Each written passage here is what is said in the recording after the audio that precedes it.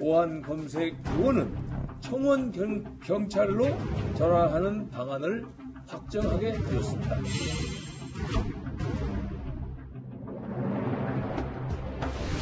이제 약간 알바식으로 들어간 분들도 있을 테고 약간 그런 면에서 좀 불공평함을 많이 느끼는 것 같습니다. 코로나 때문에 지원이 더 좁아진 상황에서 회의감이 드는 것 같아요.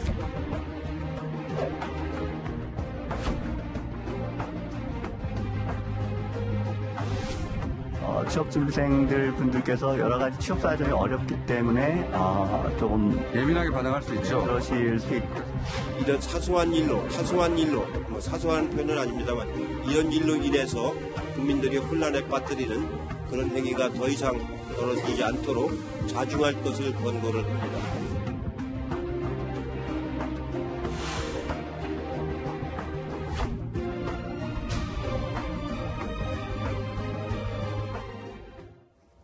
네, 방금 보신 것처럼 이른바 인천국제공항공사 정규직 전환 이슈가 달아오르고 있습니다. 인천국제공항공사를 줄여서 인국공이라고도 하는데요.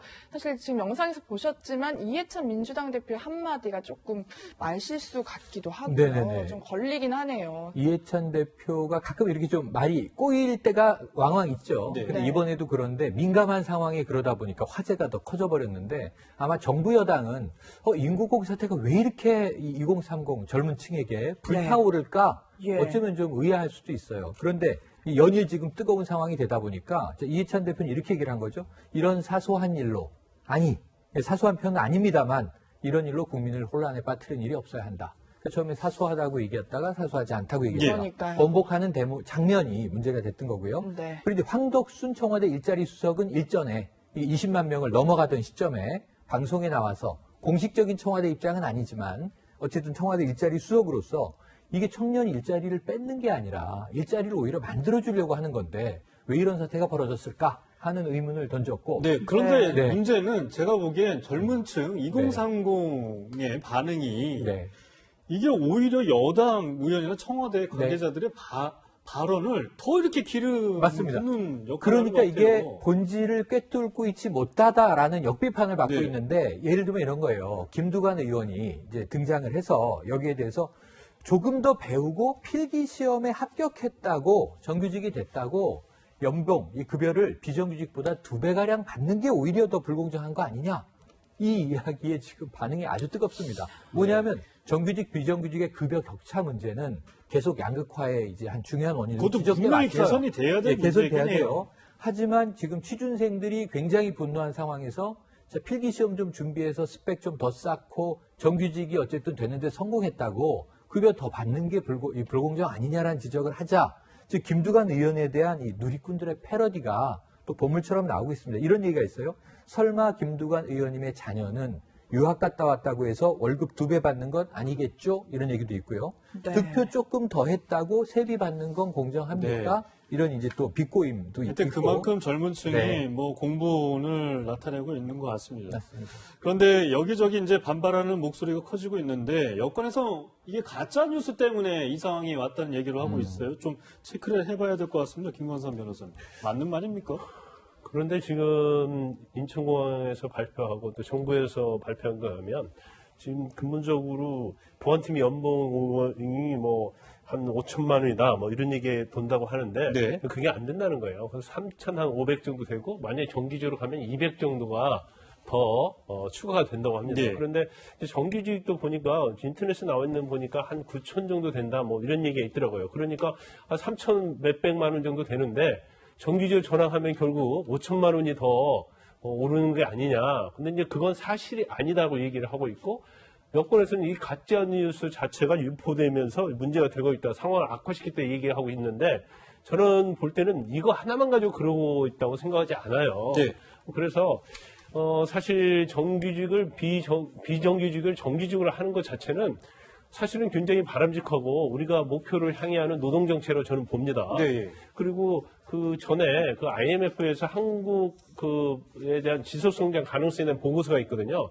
거기에 보면 비정규직 전부 다 정규직으로 전환을 하면 10년 동안에 한 1.1% 정도의 어떤 성장 효과가 있다고 이렇게 얘기를 하고 있어요. 그런데 이제 문제는 뭐냐면 자, 비정규직을 정규직으로 이걸 제로화하는 데 있어서 과연 절차를 어떻게 하느냐.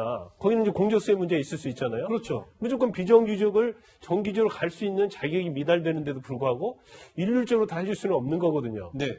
그러면 그 과정, 채용 절차에 관한 문제가 공정성이 또 문제가 되고, 두 번째 공정성은 그렇게 되게 되면 신규 채용이 줄어드는 게 아니냐.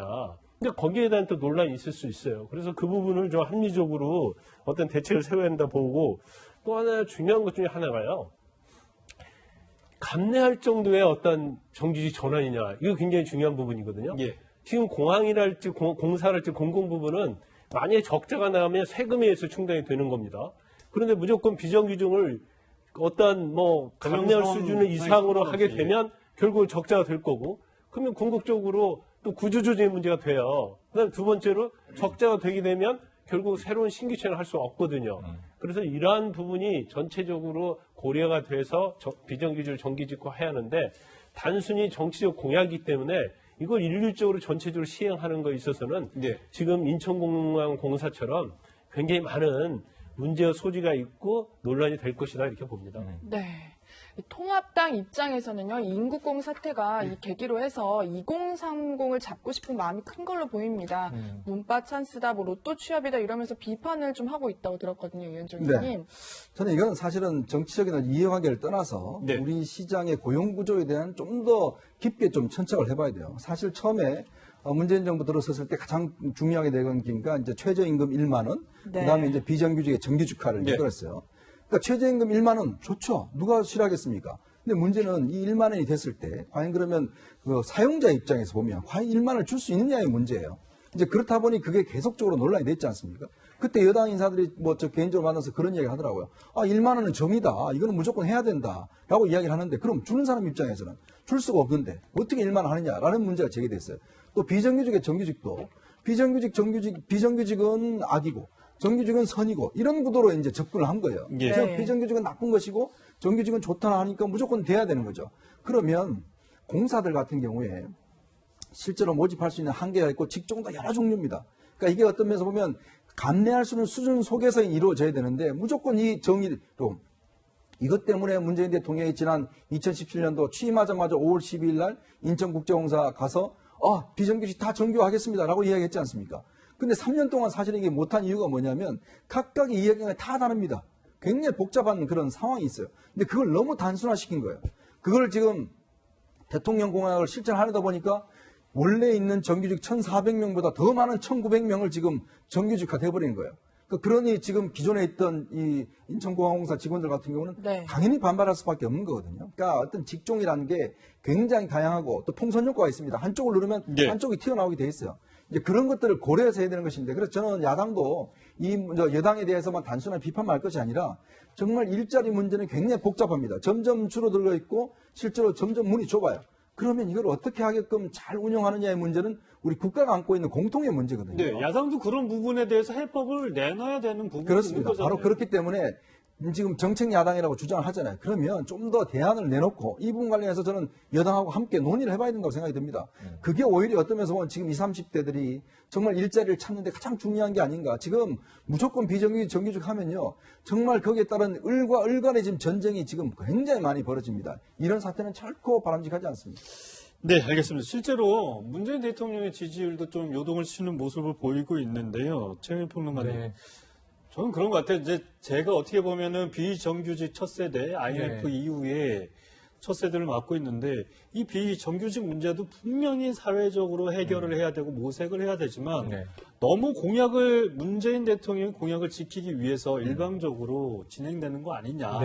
전체적인 사회 전반의 분위기를 토대를 만들어 가야 되는데 너무 성급하게 추진하다 보니까 결국 이러한 좀 부작용이 나타나는 거 아니냐. 맞습니다. 그래서 지금 이게 공사에서 비정규직 일부를 정규직화하고 더 많은 비정규직은 자회사로 흡수하고 이런 방안이 나온 건데 공항공사 사장이 발표를 한 거예요. 그리고 이제 물론 오픈채 팀방에 잘못 올라갔던 대통령이 말했으니까 또 해야 되는 거잖아요. 틀린 것도 있지만 틀린 건 해명하면 되는데 저는 이게 청와대와 여당이 해명할 문제가 아니라고 봐요.